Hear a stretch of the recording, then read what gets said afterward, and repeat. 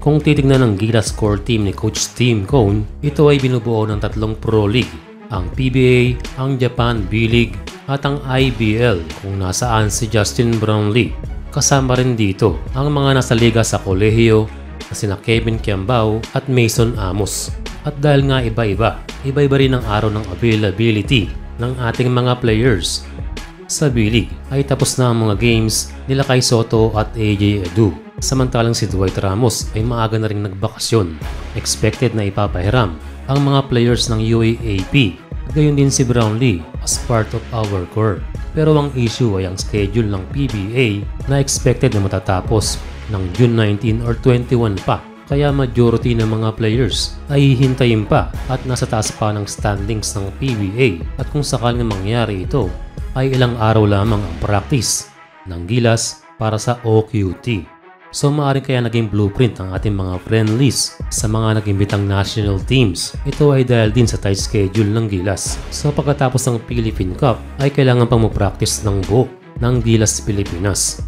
Ayon kay Richard De Rosario ay magkakaroon ng 2 to 3 practices a day ang ating Gilas. Natatakbo ng 7 days at doon pa lang sila lilipad patungong Europa at umaasa na may aabutan pa ng mga friendly games. Kung naglabas na ang Lithuania ng kanilang schedule, ang isa sa nagbigay na imbitasyon na Slovenia ay mayroon na ring sariling schedule ng friendly games.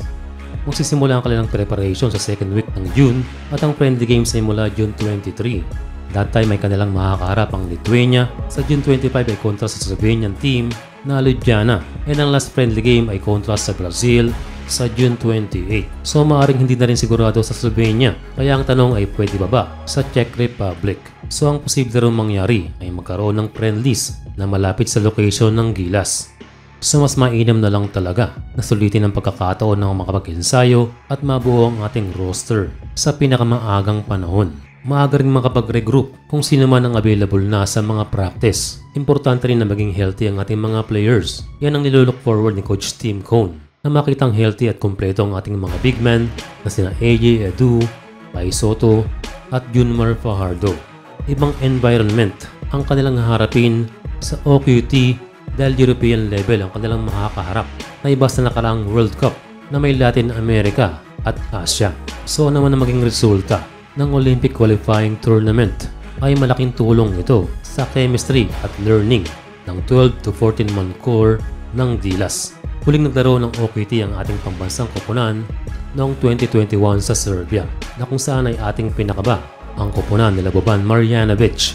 At ngayong 2024 tayo ay haharap sa team nila Kristaps Porzingis.